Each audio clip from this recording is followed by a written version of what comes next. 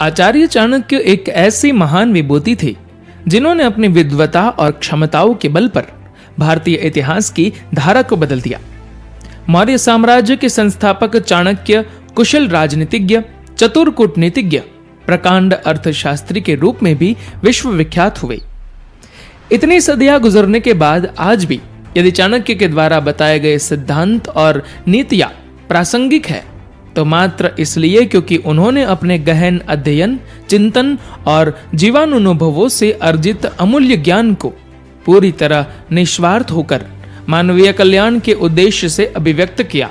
आचार्य चाणक्य का कहना है, धनिकः श्रोतियो राजा नदी वैद्यस्तु पंचमः पंच यत्र न विद्यन्ते तत्र दिवसम न वसेत। अर्थात जहां धनी, क्षोत्रिय, राजा, नदी और वैद्यराज न हो वहां एक दिन भी निवास नहीं करना चाहिए। इस श्लोक में आचार्य चाणक्य ने निवास स्थान के लिए 5 अनिवार्यताएं बताई है। वह है, पहली, धनवान यानी अमीर। जिस स्थान पर धनी व्यक्ति रहता है वहां व्यवसायिक स्थिति अच्छी होती है। धनी व्यक्ति के आसपास रहने वाले लोगों के लिए बेहतर रोजगार की संभावनाएं रहती है।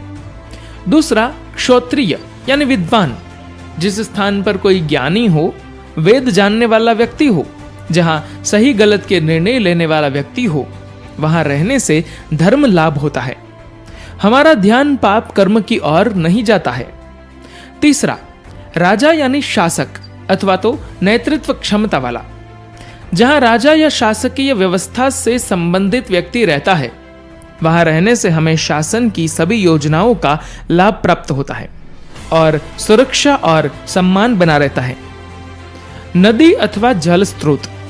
जल ही जीवन है, इसके बिना हम अपने कोई कार्य नहीं कर सकते हैं। जिस स्थान पर पवित्र नदी बहती हो, जहां पानी पर्याप्त मात्रा में हो, वहां रहने से प्रकृति के समस्त लाभ प्राप्त होते हैं। वैद्य, चिकित्सक या डॉक्टर।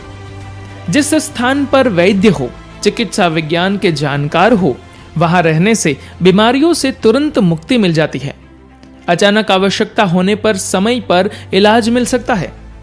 अतः इन 5 व्यक्तियों को अपने निवास के आसपास होना चाहिए या फिर जहां इनका निवास हो वहां पर रहना उत्तम होता है। धन्यवाद।